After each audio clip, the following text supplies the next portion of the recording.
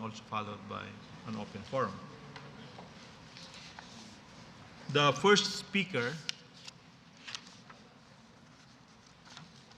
who will give us a presentation about the contribution of marine protected areas to blue economy and sustainable fisheries is Director Teresa Mondita Lim of the Department of Environment and Natural Resources, Biodiversity Management Bureau of the Philippines.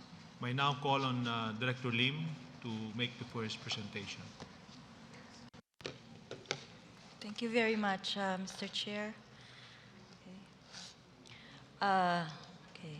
My presentation, as the Chair mentioned, will focus on the contribution of marine protected areas to sustainable fisheries in the blue economy. The outline of my presentation includes a brief status of the Philippine biodiversity, status of the coastal fisheries, and then the status of ecosystem services supporting the fisheries, our marine protected areas and protected area networks, and other interventions. Okay. Just to illustrate the status, the state of biodiversity in the Philippines is identified as one of 18 megabiodiverse countries in the world. The megabiodiverse countries are the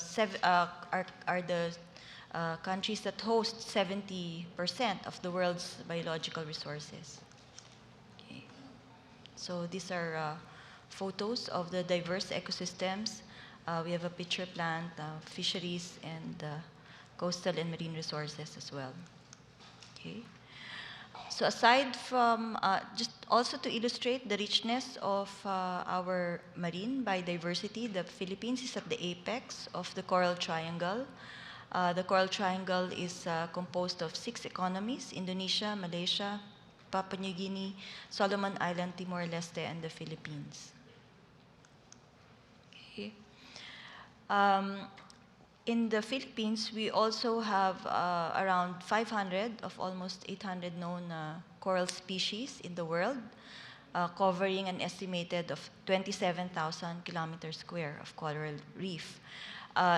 Even recently, there were more than 21 species that were described in and around the island of Palawan. Okay. Philippine Fisheries, there's a study that has been conducted by our department along with a partner scientist. A square kilometer of coral reef in excellent or good condition is estimated to supply about 30 tons of economically valuable fish. The country's coastal and marine resources, particularly coral reefs, about 10 to 15% of marine fishery production contributes to the economic growth and poverty reduction of about 60% of the population. So that's how dependent we are on fisheries, and based on the richness of our coral reef area, the diversity of coral reef area, we should be wallowing in the richness of our fishery resources. However, the status of fisheries in the Philippines seems to say otherwise. Since 1948, the catch per unit effort has been declining. Okay? And this was mentioned also earlier by our esteemed speakers. But of course, something has been, we have done something about it in the past few years. Okay? Okay, this just illustrates, this is one example. This is an actual photo in the northern Philippines, where the capture illustrated that there, you can only see a few pieces of fish, but most of the catch are jellyfish already. So it illustrates an imbalance in the ecosystem. Okay. Also, okay, this graph, while the catch per unit effort has been in decline, it shows that the total marine capture fisheries landing for both commercial and municipal fishing increases over time. But this doesn't mean that the fish stocks are, this doesn't necessarily mean that there's an increasing fish stock. This is possible because of increasing, we are increasing our fishing effort, and there is a shift in fish catch composition from more valued to the less valued species of fish. Okay. Majority of small-scale fishers also obtain less than 10 kilograms per trip per day. Okay. On the average, there are 2 fishers in one boat. The take-home of a fisher is less than a third of the daily catch. So this means we are not able to optimize the benefits that the fishers are getting from their fish catch. Okay. Filipino fishers also exploit all types of fishing of fish using various types of fishing gears. Okay. And there's spatial variation. They catch fish, reef-associated fish, as well as non-reef demersal fish, constituting part of their catch. So just to summarize, these are indicators that the resources are in decline. Okay. These are the status of the various resources that we have from our marine ecosystem. Okay. And the seagrass, okay, so the tuna actually is stable, but the sharks and rays are declining. Okay, so the explanation, so as although we have been identified as rich in biodiversity, the status of our coastal habitats are not doing very well. So this is an explanation that we found that links to the decline in fishery resources. Our coral reef areas, which I mentioned, would be 25 to 27 million hectares, or 27,000 kilometers squared.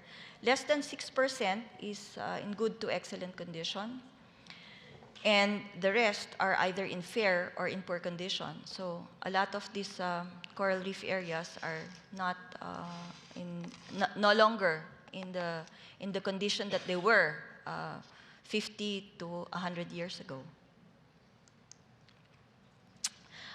Another coastal habitat that is important in the life cycle of many commercially important species are our seagrass beds. Data from our experts has already shown that 30% to 50% of our Philippine seagrass beds have been lost due to industrial development, ports, and recreation in the last 50 years. So coral reefs, seagrass beds, there are threatened ecosystems that support fisheries. Mudflats, we don't have enough data on our mudflats, but we know that they're also very important in recycling of nutrients and feeding ground of many species. So that's also an important coastal ecosystem that we also need to look at when we want to support our fishery sector. Okay. So aside from the issues on coastal habitat, of course, we know that our coral reefs are also threatened by climate change. With the effects of the climate change impacts our coral reef, some of our coral reefs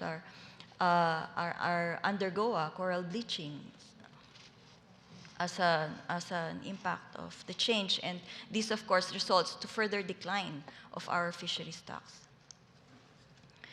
So to be able to address these issues, the Philippines adopted the framework of Coral Triangle, the one I mentioned earlier on the 6 economies that are members of this initiative to address problems in coastal and marine environment, and including fisheries. Okay. So this include the designation of seascapes, the ecosystem approach to management of fisheries and other marine resources, Marine protected areas and marine protected area networks established and effectively managed, climate change adaptation measures achieved, and status of threatened species improving. My presentation, of course, will be focusing on the third goal, which is on marine protected areas and marine protected area networks. Okay. Marine protected areas favor rebuilding of fish stocks. They improve the condition of the habitats. If you set aside certain portions for protection, you actually contribute to the improvement of the habitat for fisheries. And of course, it reduces as well illegal fishing practices with site-focused monitoring and enforcement activities. Through your MPAs, you're able to focus your efforts on these areas that are being set aside for protection. Okay. MPAs effect on climate change resiliency with the effect if marine protected areas are effectively managed according to our coral triangle and climate change reference, with the protection of mangroves and seagrass beds and other coastal and marine ecosystems, their effective management leads to the slower decline in the fisheries resources. Okay. The marine protected areas provide areas for recruitment of new fish stocks, okay, and therefore provides resiliency for resiliency to the communities against the impact of climate change. MPAs also aid recovery. These graphs, actually illustrate that with longer protection that is provided to some of our important marine ecosystems, there is also an increased biomass. Okay. Okay. This is a graph that illustrates a case here in the Philippines. This is in Apo Island, and it shows that with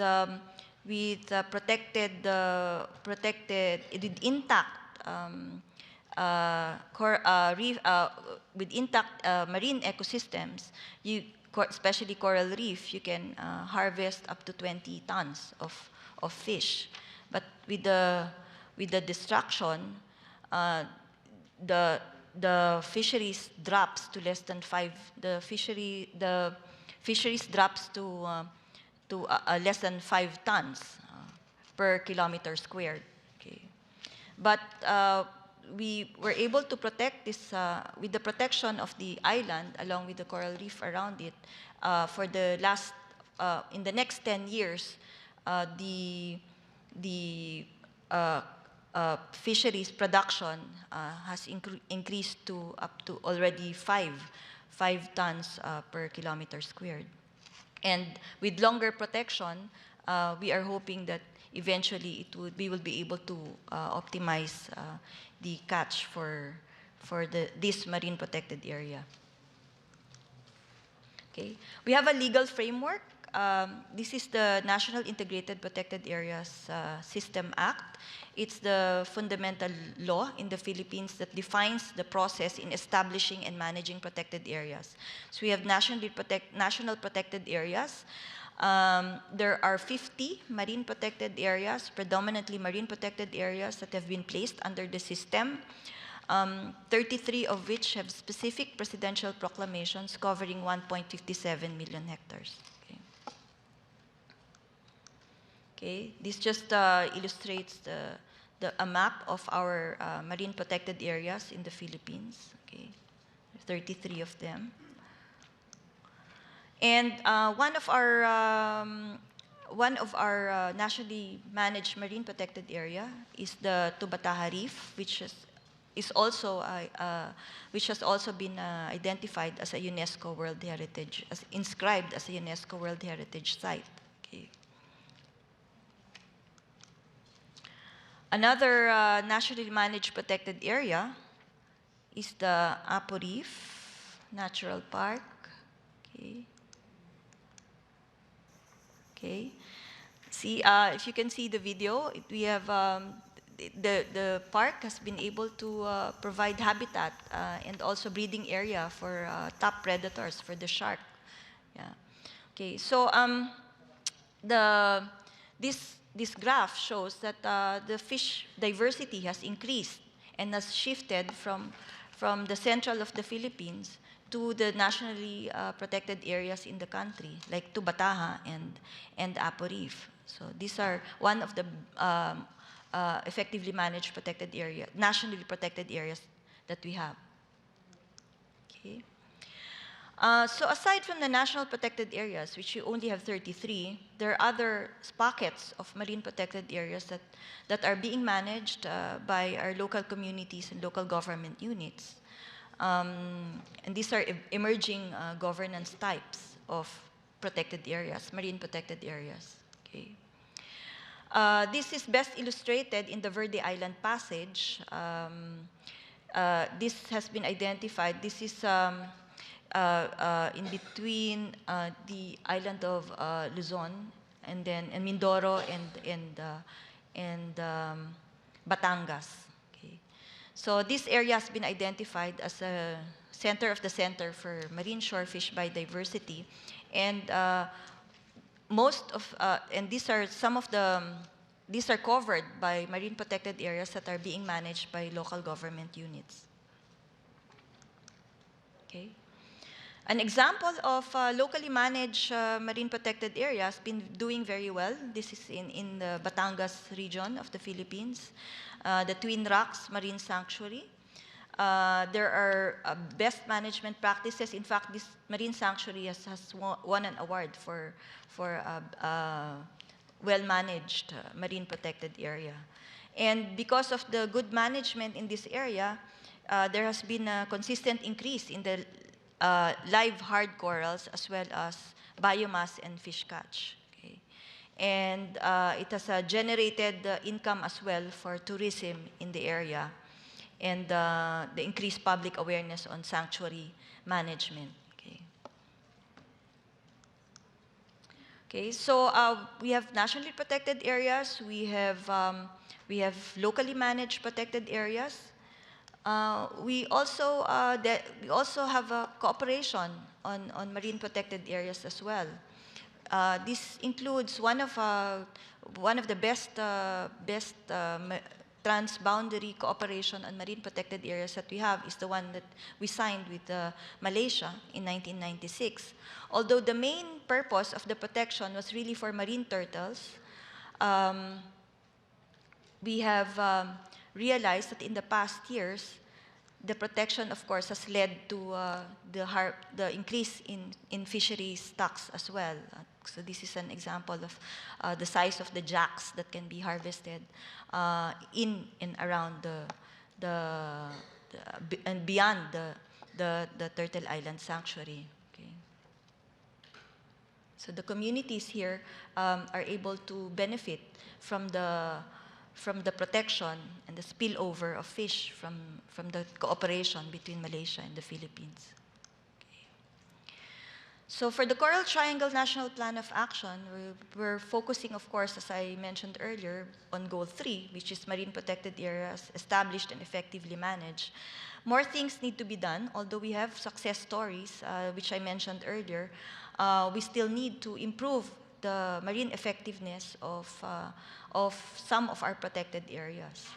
In the assessments in an effectiveness management tool that we have applied, there are only out of the 33 protected areas, only 9 protected areas, marine protected areas, we can say are effectively managed. So we need to work much harder to be able to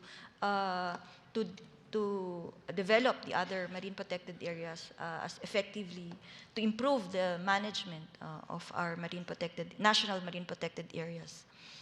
In the case of locally managed protected areas, out of the 110 submissions, although we have more than 1,000 locally managed protected areas, only 110 were submitted applications for the award, and out of the 110, actually only 64% can be said as well managed, effectively managed, locally managed marine protected area. So more has to be done in improving the management effectiveness of our RPAs to be able to maximize their contribution to fisheries. Okay, so other benefits from effective marine protected area management. Okay, well, this is a photo of a guitar shark in the Tubataha Reef. This has recently been sighted in that area. And this is a good indicator that the ecosystem is really improving in the Tubataha Reef area. Okay, so other benefits of well-managed marine protected areas. Okay, these are breakwaters that are these are constructed breakwaters, but the value of coral reefs has been estimated. If we protect our coral reefs, the value is around $800,000 per kilometer. So would you rather have this or this? Okay, so this would be a good example where the coral reef can act as breakwaters, and the value is $800,000 per kilometer. Okay. For ecotourism, we have bird watching in most of our marine and coastal areas. And in the case of the Philippines, for our national protected areas, 47 protected areas we are working with our Department of Tourism to develop our protected areas. And the visitors have been increasing for our protected areas, and a projected total revenue of $12 billion US per year. Okay, so before I end, let me just mention that the role of parks and protected areas have evolved through the years. They are no longer just instruments for conserving natural protected areas, but there has been a global recognition that these areas are vital to respond to some of today's most pressing challenges, including food and water security, human health, well-being, disaster risk reduction, and climate change. Thank you very much, Mr. Chair. Thank you, Dr. Lim. Our second speaker is the Director General of the Third Oceanography Institute from the State Oceanic Administration of China, Dr. Yu Xinghua, to discuss and share with us the best practices on blue economy. Dr. Xinghua, please. Thanks, Chair. Good morning, delegates in the APEC Economic, ladies and gentlemen. I'm very pleased to meet you all in this beautiful coast city of Iloilo and have a dialogue on food security and blue economy. Taking this opportunity, I'm very appreciate for the efforts made by host economy, the Philippines, for organizing the meeting. Last August, the APEC Ocean-related Minister gathered in Xiamen and endorsed the outcome document of the fourth APEC Ocean-related ministerial meeting. Xiamen delegation called on cooperation on blue economy and promoting blue economy development. The topic for this meeting is consistent with priorities for Xiamen delegation, which is very significant for the prosperity and development of the APEC region. Chinese side attached highly importance to this meeting and look forward to the success of this meeting. Blue economy was very introduced into APEC marine cooperation in 2011 by the sessions of the first APEC Blue Economic Forum. In 2012, as blue economy being discussed in the United Nations Conference on Sustainable Development as a new host spot, APEC initiated cooperation on blue economy and held in second APEC Blue Economic Forum. Calls for members economicals to explore best practices on blue economy. In 2013, APEC further promoted the mainstreaming of the ocean-related issue and fully understood the importance of blue economy as the concept of social economic development in a new area. And for the first time, blue economy was upgraded to the rank 1 of APEC funding criteria for the all APEC funding project 2014. In 2014, APEC Ocean and Fishery Working Group discussed on the concept of blue economy and achieved the common view on blue economy, which is for the purpose of the APEC Ocean and Fishery and Working Group views blue economy as an approach to advance sustainable management and conservation of ocean and coastal resources and ecosystems and sustainable development. In order to foster economic growth, in August the same year, AMM4 was held in Xiamen, with blue economy taken into one of 4 priority and suggested area for the blue economy cooperation was adopted.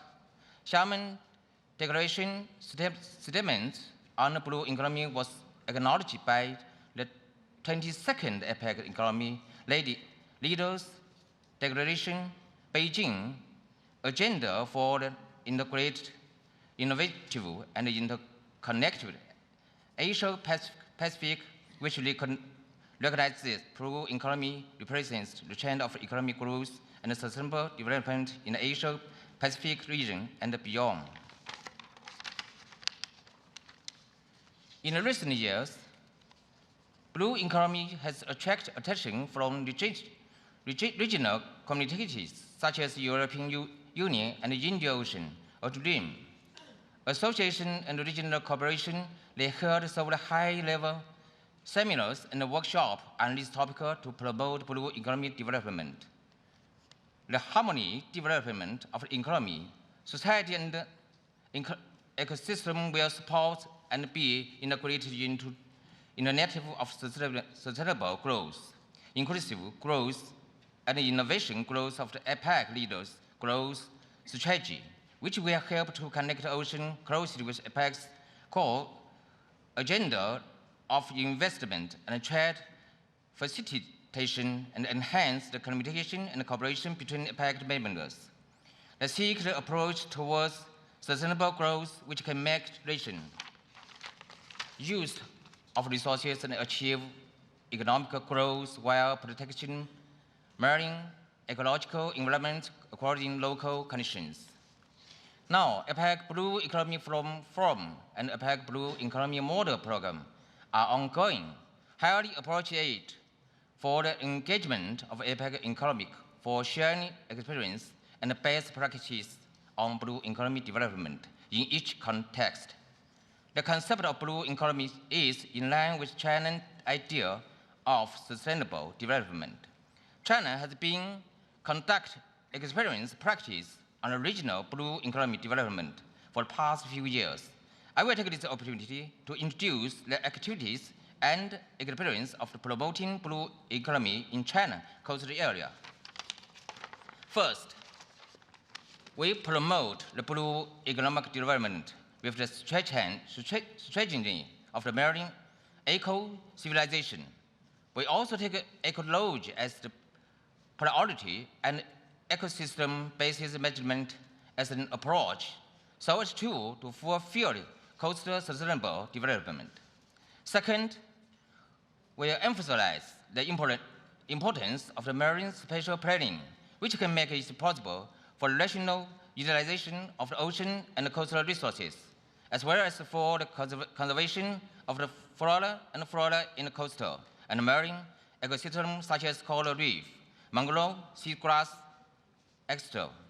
Third, integrated land and sea management for ensure the ecosystem service of each other, such as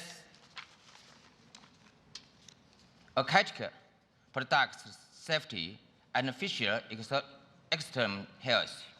Fourth, implement permaculture management basis on the ocean and coastal carrying capacity. Fifth, implement of regulation of total population control from the land to sea, enhance the infrastructure contraction for the wastewater treatment, environmental monitoring, and pollution risk alerting. Sixth, implement ecosystem restoration to recover coastal ecosystem service. Some of the coastlines and ocean bays have resumed to the status before they were damaged and present their original natural beauty. The ecosystem restoration will benefit the local communication, and this performance had been regarded as part of a beautiful China dream. Seventh, establish the incentive and capacity system, eco-comprehension system to deal with the ocean and coastal pollution and habits the destruction. Eighth, increase the public awarenesses of the marine protection, promote the marine cultural development, established the population basis for marine science and marine culture.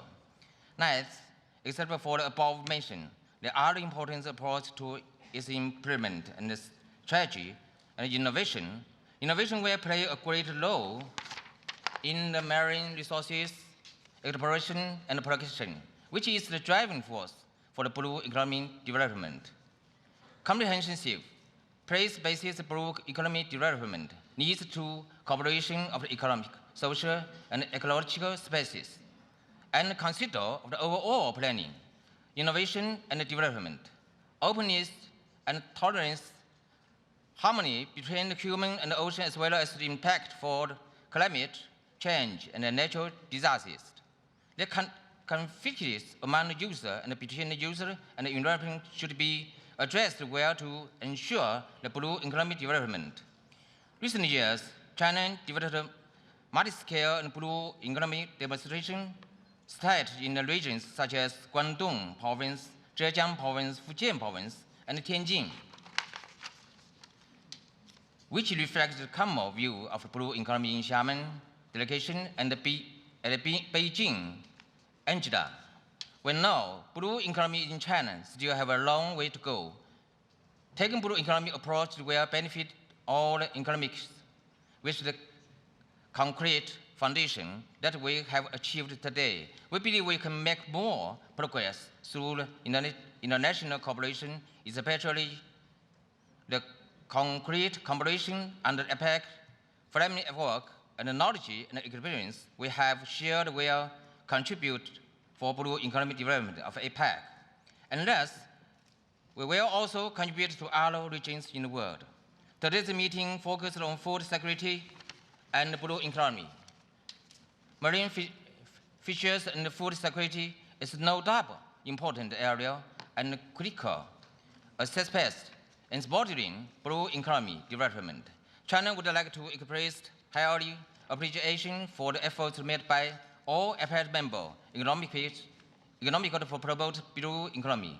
We hope the sharing of the best practices on the blue economy and food security will contribute the mainstreaming and blue economy in the entire marine subsistence and high-level policies. Also, we would like to make joint efforts with you to develop blue economy cooperation, which will be beneficial for the sustainable development and human well-being in the APEC region. I hope my appearance sure will benefit for you. At the same time, we're also glad to have the chance to learn the experience on blue economical development in your economical. Thanks again for organizing such a good meeting to share experience with each other, and I am very pleased to welcome all of you to visit the Third Institute of Geography of SOA and APEC Marine Sustainable Development Center. Again, wish you the great success of this meeting. Thank you. Thank you, Dr. Yu. Let me now call on the third and last speaker for this morning, APEC New Zealand, Tony Noel, to share with us the New Zealand's fisheries quota management system. New Zealand, please. Well, thank you, Chair, and good morning to all participants. Thank you very much for the opportunity to represent APEC in this very important dialogue, and also to represent the private sector in this very important dialogue. On behalf of the New Zealand Ministry of Primary Industries and Seafood New Zealand, I'm going to introduce to you New Zealand's seafood quota management system, which has been fundamental in protecting the sustainability of New Zealand's seafood supplies. Before I do give you the presentation, however, I'm going to show you a small video that presents New Zealand's seafood story. If I could have the video, please. New Zealand is situated in one of the world's most natural, beautiful and pristine environments. Our products come from this land of soaring mountains and fertile pastures. Set in an endless and beautiful sea, a sea that provides an abundance of nature's most healthy and diverse commodity, fresh New Zealand seafood. We are so lucky here that we can all go out in a boat, not 30 minutes from where we live, and we can start catching fish. Our fishery provides employment for more than 26,000 people, contributes more than $1.5 billion to our economy, and is highly sought after internationally. We've got the 4th largest exclusive economic zone in the world, so we control a huge amount of water space. We have some fantastic species in New Zealand that aren't found anywhere else in the world and internationally in demand. Our seafood industry is acutely aware that this marvellous resource is precious. This water space has been managed under the quota management system, and it's recognised as the best system in the world. All of New Zealand's fish is caught commercially per the quota management system, which is a world leader in terms of sustainability. In a survey of the major fisheries of the world, published in the journal Science, we found that New Zealand had the best stock status of any country. Careful controls, manageable quotas, and continuing scientific study are critical for the preservation of this plentiful resource and pristine environment. New Zealand seafood is not only clean, abundant, and delicious, it is diverse. Crustaceans, mollusks, and finfish of numerous and sometimes unique varieties are found in our waters, from the coastal shallows to the deep, cold ocean troughs. We have very cold and pristine waters in New Zealand, and that produces a beautifully clean taste. Our seafood is world class. It's our produce that defines our cuisine, and there's no greater example of that than the quality of the seafood that we get. This is exciting. We're going to have a resource which is going to be there for many generations to come. We can be confident that New Zealand seafood is the very best natural product you can find. And because of careful management, it will always be there. Today, tomorrow, and for the future.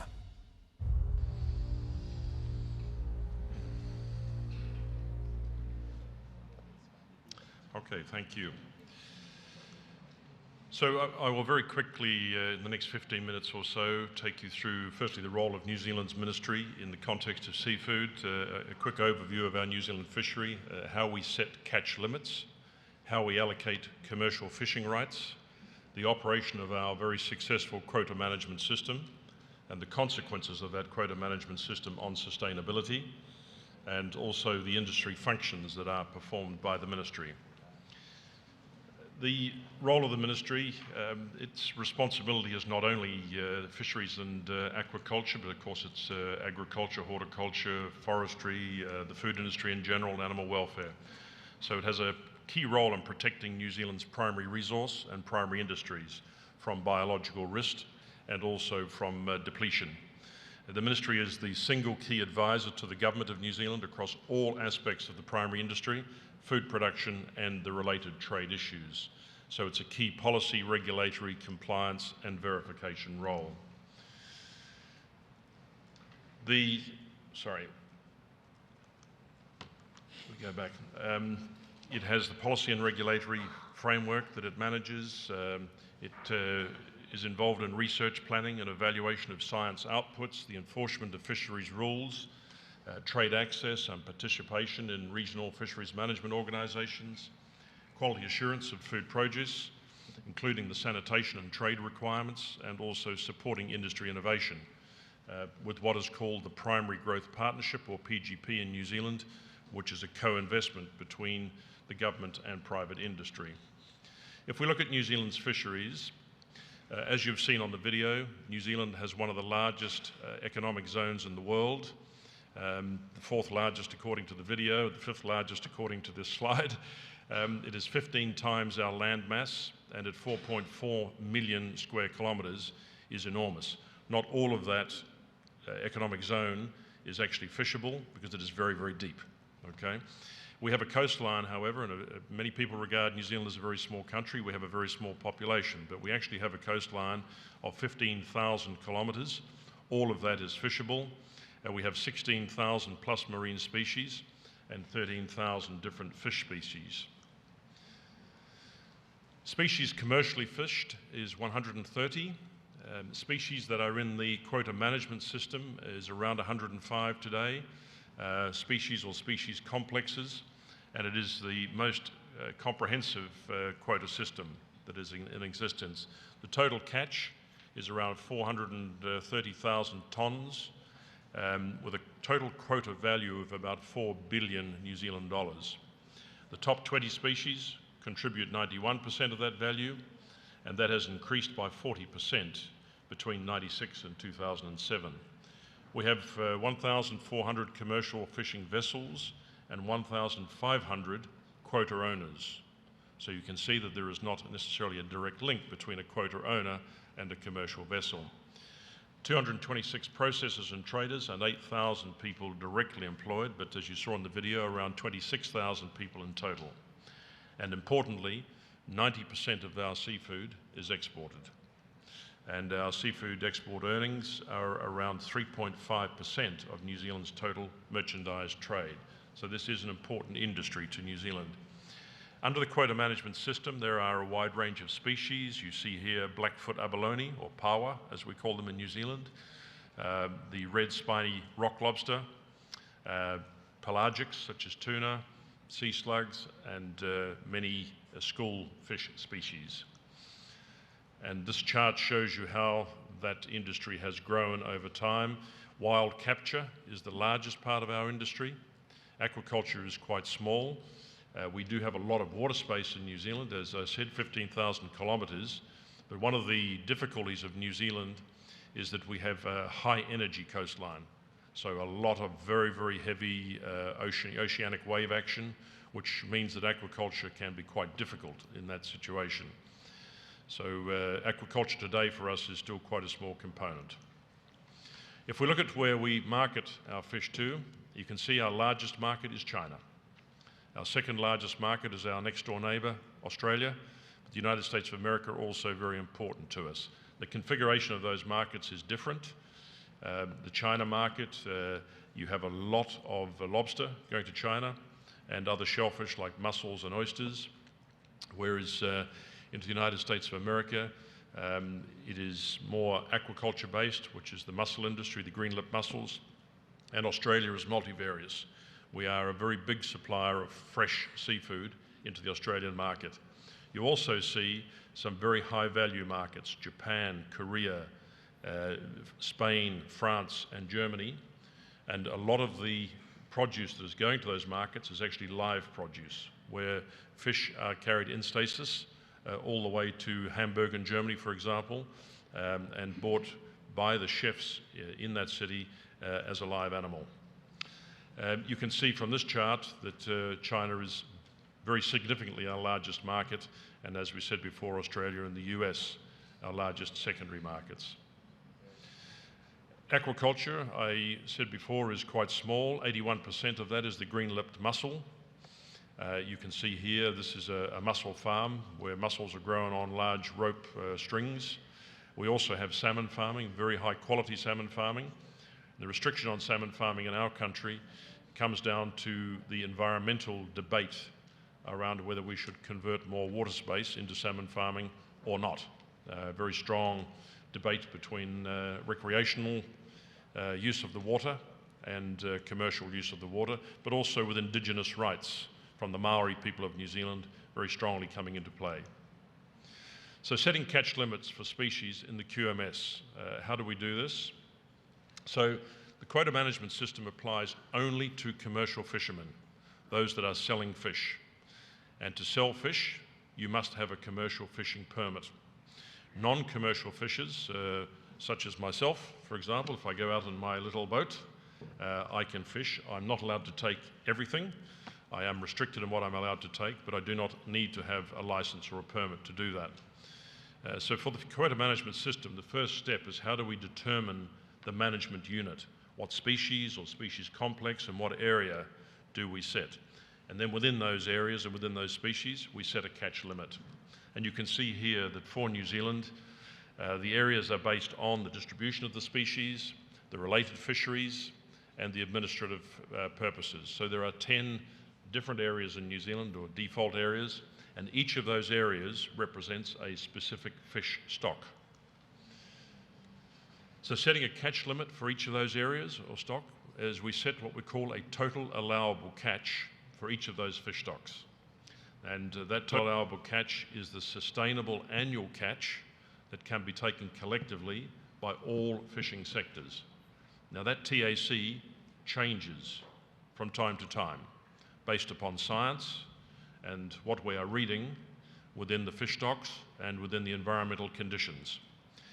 It's set so as to maintain a stock at a level that can produce maximum sustainability and maximum sustainable yield.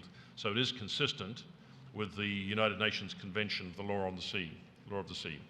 The TAC is allocated between the various fishing sectors, commercial and non-commercial. So we have a very good knowledge of what the recreational fishermen in New Zealand take, and that is part of setting the TAC. Although, as I said, the recreational fishermen or the non-commercial fishermen do not need to have quota limits on what they actually take. I think in my city, for example, for snapper, which is a very big species, I'm allowed to take 7 fish. The TAC is supported by rules about fishing areas, the seasons that you can fish. You can't fish all of the year typically. The size limits. I think I'm restricted with snapper to a fish that is no smaller than 27 centimetres in length, for example, and the sex and the state of the fish at any particular point in time. And we then have commercial fishing rights. And within commercial fishing rights, we apply the QMS to the commercial allocation of the TAC. Under the QMS, there are 2 forms of rights that exist. There is a quota right, or the ITQ, and there is an annual catch entitlement. So quota was originally granted to existing commercial fishermen when the system came in. The system was introduced in New Zealand in 1986, and that was originally granted according to the history of those commercial fishermen, how much they had been catching before that time. Now, tender rights in New Zealand are actually, quota rights rather, are tendered by the New Zealand government, so they are sold to the highest bidder. So it's very commercial. So quota, you can have an individual quota, or it has to be rather individual. It cannot be collective ownership. It is transferable. There are restrictions on how much quota you can aggregate together, and there are also restrictions on the overseas ownership of quota. The quota is perpetual. It is divisible, so you can break it down into smaller units, and what it represents is a proportional share of the commercial catch limit for a fish stock in each of those management areas. In New Zealand, it is of such value and so well controlled that you can use fishing quota as a security with the bank to get funding, right? Funding for new fishing vessels or equipment, etc. Okay? It's a very important issue. The catch entitlement, the quota generates an annual harvest right, known as the annual catch entitlement. That is expressed in tonnes, and the total amount of ACE generated equals the commercial catch limit. So the quota owner receives a proportional share of the commercial catch limit based on his quota holding. So 10% of the quota shares for a fish stock with a 100-ton catch limit generates 10 tons of annual catch entitlement. And that annual catch entitlement can be traded between fishing companies. A quota owner can choose to fish or sell their annual catch entitlement. So if you've been in the fishing business for 50 years and you're feeling a little bit tired, you can actually have somebody else fish that for you. You still own it, but you can lease effectively that to somebody else.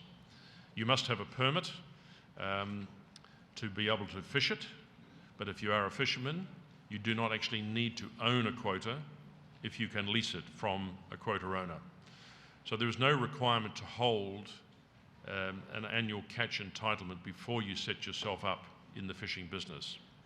But a commercial fisher must balance his catch against annual catch entitlement holdings for each fish stock. So there's a very, very close control of overfishing and a very close watch on the issue of dumping, because obviously that can have a significant impact upon your fish stock, and there are significant penalties for people who catch more fish than they are entitled to. The operation of the QMS, we'll talk a little bit more about that now. There is an economic disincentive, as I've just said, so that's known as a deemed value, and that is used to remove the economic benefit of a catch over your ACE holding. So if your skipper on the vessel is being careless and catching too much of a particular species, then the fishing company is going to be penalised and have a disincentive of an economic nature, which can at times be quite severe. So any shortfall in your annual catch entitlement incurs an interim deemed value, and if you source annual catch entitlement before the next balancing date, then they are refunded the interim deemed value. So at the end of the fishing year, any shortfall of annual catch entitlement relative to reported catch incurs the full deemed value. Right? So if you've caught 100 tonnes and you only have ACE for 90 tonnes, you're going to be penalised for the 10 tonnes extra that you have caught. So setting the deemed value too high can lead to dumping. The Ministry of Primary Industries needs to be very careful about that. If the penalty is too high, obviously you're going to have irresponsible behaviour. Every fisher must report his catch by species, by area, by latitude and longitude, and by time. And the fisher must land that catch to a licensed fish receiver. The fish receiver must report the catch that he has received. And the monitoring is done by the Ministry of Primary Industries. They have a number of observers. Those observers each year spend more than 10,000 days at sea on fishing vessels. There is a vessel monitoring system. We have maritime surveillance. We have Orion aircraft, Royal New Zealand Air Force in the air. And we also have satellite ability as well. And there is careful forensic analysis of the fishing records. And currently, there are trials also for cameras on vessels. Okay? So there are conversion factors that convert from a process state back to a green weight state as well. Okay? So the consequence of the QMS, so the rationale to introduce it, anecdotally, when I was a boy, I used to look across the horizon from my home beside the ocean in the evenings, and I would wonder what the bright light was out far across the horizon. What that was the arc lights coming from foreign squid vessels that were effectively poaching in New Zealand waters. And it was not only for squid, but we had heavy poaching in New Zealand waters back in the 60s and the 70s, and the quota management system on the New Zealand fishery in particular, while at the same time becoming stronger at policing our EEZ, was a strong rationale here. Our coastal fisheries were being overfished and they were in crisis. So the QMS was introduced in a period of economic reform in New Zealand, and a deliberate strategy adopted to remove part-time fishermen so as to remove overcapacity from the market. And there was a strong interest in what we might call the New Zealandization of the fishing fleet, okay? Keeping it in the hands of New Zealanders. So how successful has it been? Well, New Zealand now has the reputation of being one of the leading fisheries management regimes in the world. It benefits from stopping the race for fish, safety and continuity of supply. There is a certification of 3 fisheries and more are under assessment. And Quota has become a very valuable economic asset in New Zealand with an increase of 40% between 1996 and 2007. And we now have an ability through this system to constrain the catch when fish stocks are depleted through clear scientific evidence. And it helps us to avoid that to the greatest extent possible, but it's not perfect, we have to say, because obviously it is a natural ecosystem. We can only do so much from a science point of view to measure. There is an aggregation of quota, and there is a continued use of foreign charter vessels. So foreign vessels are not foreign to our shores, but they are now chartered to New Zealand fishing companies. That is not a cost-effective to invest in deep water vessels for New Zealand. So we actually have quite a number of large, very large Ukrainian factory ships operating in the deep ocean around New Zealand. And there is an overcapacity that still remains on our inshore fishery around the coastline of New Zealand that has to be carefully managed. What are our challenges? The quality of information is crucial. The dumping of fish is still a problem to all fisheries regimes, and the number of species in the quota management system is quite complex to balance how much you allow.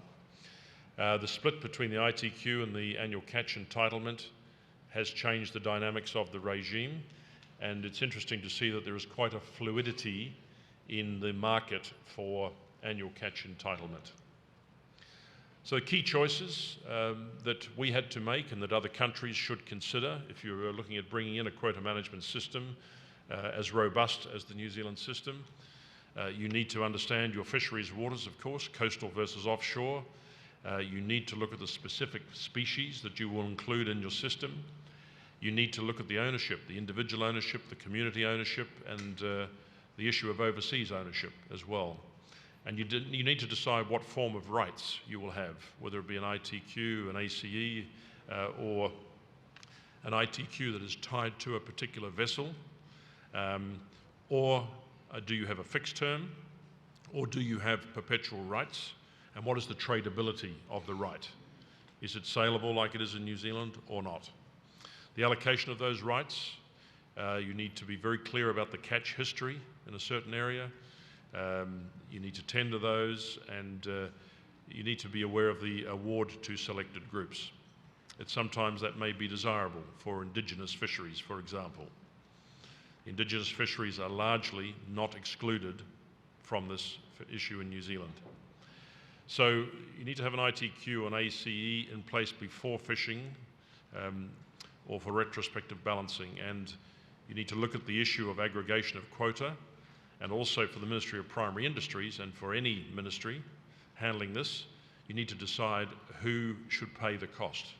Should the cost recovery be with the private sector, with the fishers, or is this something that is paid by the public purse? Okay. If we look at the industry functions that performed lastly, the ministry has the core regulatory function.